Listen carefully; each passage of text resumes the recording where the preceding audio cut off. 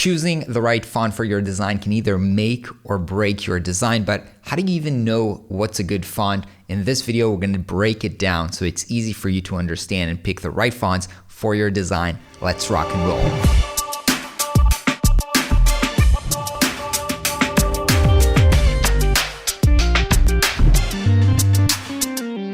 What is up, designer friends? My name is Ron Sego. Welcome back to another typography video here on Flux. Now I want to share an insight that I recently had. Now I'm working with my students on mastering typography, and I've noticed that the difference between the students who are making really amazing work and the students who are still have, a little bit more work to do in order to master typography, a lot of the difference is not because they don't know how to use type, set the hierarchies, sizing. It's basically comes down to picking the right fonts, because if you pick a wonderful font, it's just going to look amazing. And if you're going to pick a font that is not well made, it's just going to ruin your design. And I was trying to explain them how to pick the right font, and then it turned out that it's actually pretty complicated. If you start to explain, the intricacies of how the font is kerned and, the difference between, the verticals and the horizontals, and there's actually a lot of art into it. So how do you develop the eye for it? And I came to think about this. I tried to simplify this for them, and let me give you an example. So here's an example of a student who I think originally did not pick up good fonts. And, even just this font, look here, I think it kind of makes the whole design look a little bit cheap. And this font as well, she tried to convey the cracks by choosing kind of a stencil font. And even this kind of like script font, it's just, and this jazz font, it's actually the font themselves, the ideas behind them, the style of the font is in the right way, but they're just not amazing fonts in terms of their execution. Now, check out these works, and, just by picking a really good font and putting it on an image, it just looks amazing. So just notice that the fonts here are really so much more, they convey so much more quality and chic and style that immediately the designs just look so much better. So I thought a lot about how can you explain that to somebody else, and I came down to the metaphor of restaurants, like food, right? We all like to go out and eat at restaurants, like pre-COVID when we could go out and eat at restaurants. But imagine that you want to go to a new restaurant and you're not sure, like how would you pick a good restaurant? It's not very likely. There's thousands of restaurants down the street and you can walk by. What would you do? Would you go into each of them and then start checking out the food and saying, oh, I like this, no, I don't like this? How would you do that? That would take so much time. That would be very wasteful. And so you'd probably start thinking about things like, well, who else is going to the restaurant? Was this restaurant recommended by somebody that I trust? How long has this restaurant been around? If it's been around for like 100 years, perhaps there's a reason that it's still, active and successful. Did it won some award? I don't know, how much does the food cost in this restaurant? Because I would assume that if this is a cheap dirt restaurant, perhaps the food is not amazing, right? Because we associate cost with quality.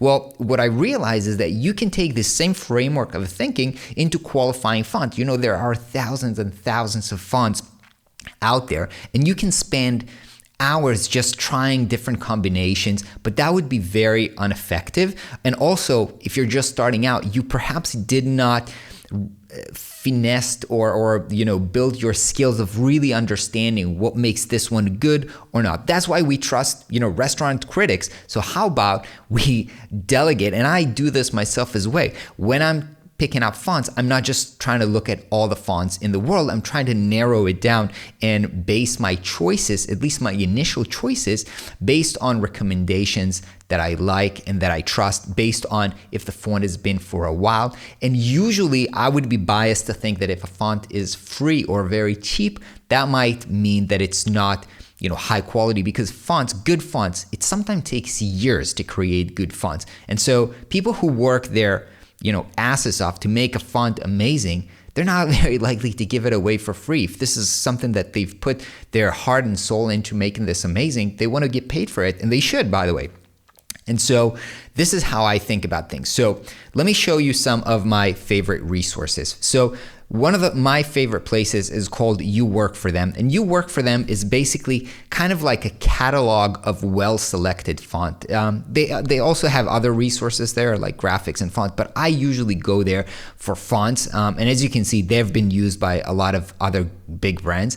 And I just think that they have a very, very well-selected fonts, and they're kind of curating for you, right? So they've bringing out the best of the best instead of me having to go around, because there are now, hundreds of independent type foundries around the world who are making a lot of good work, but it's so niche, I might not even know how to go and find it. So they have kind of like people who just look for good types, and they're not just putting everything on this website, they're just putting very, very good stuff. So I trust it there. And one more thing that I like about this is that every time you pick a font, they will show you this font in context, like how is it going to be used in multiple different, scenarios, and give you ideas of what you can do with this font. And by the way, this font is not very expensive, like $7. It's actually very cheap.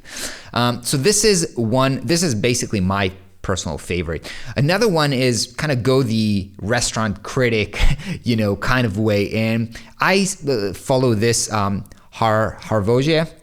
Probably mispronouncing his name. He's a design director at Bornfi. He's a really well typographer. He actually has a course on typography, which I haven't taken yet, but it looks pretty cool. And he always makes like font recommendations and things that he's using right now or that's trending. And that's a really good, you have somebody with years of experience, investing a lot of time in exploring the new things. And he has this eye of really understanding why this is good or why something is not good. So just like taking a look at what he's looking at right now and what he's interested in right now kind of leads me into finding really good recommendations. Now, the last thing that I want to recommend is Fonts in Use. And Fonts in Use is basically showing you work that are already out there, but they will just tell you what font, has been used in that case. And that allows you to also look at good works, perhaps work that you like already, but you never really knew what kind of typefaces they've been using, and allow you to, use what they've been using. And I think that's, we as human, we like to make choices based on also what other people who are like us, maybe trying to achieve the same goal as us, have been doing before. So if you are designing, a poster, or if you're designing a movie poster, or an album for a band, you want to go in a similar direction. Perhaps it's interesting for you to know what they've been using as well. Now, one thing about free fonts, and I've made the reference or the comparison to if this is a cheap restaurant, it might not be a good restaurant, but sometimes, of course, there are kind of like the exceptions to the rule, and sometimes you actually like to go get that cheap street food, because that's what you're looking for. So now we also have things like Google Fonts, which is free, and yet Google are spending somewhat of an effort to make sure that those are quality fonts. Now, when it comes to things like free fonts, Google Fonts, I'm worried about that. Not worried, but my concern with these is, first of all, if it's free, it's going to be overused, probably. So I'm kind of like wary of using things that are completely free. But sometimes they would just take like fonts, classic fonts that are very well made, and just make them available for free. And so sometimes you might be able to, if you're looking at understanding the historical context and understanding here's a font that's been around for 150 years and it's still here, but now I can get it for free and it's been proven and it's been used by amazing brands so far, then perhaps I can use that font as well. So do your research. If you're just starting out, pick your favorite critics from around the web that make a recommendation that you can trust, until you go ahead and develop your own taste and your own understanding in what works and what doesn't work for you. But I feel like this can be a shortcut that can improve the selection of choices that you make, instead of you just wasting hours on Adobe Font, DaFont, whatever place you find your fonts, just wasting so much time and end up picking just an average font that's going to somewhat ruin your design. I hope this was helpful. Let me know in the comments, what references are you looking to choose your fonts. Of course, make sure that you're subscribed for more design, web design, and freelance videos. I'll see you on the next video. Peace.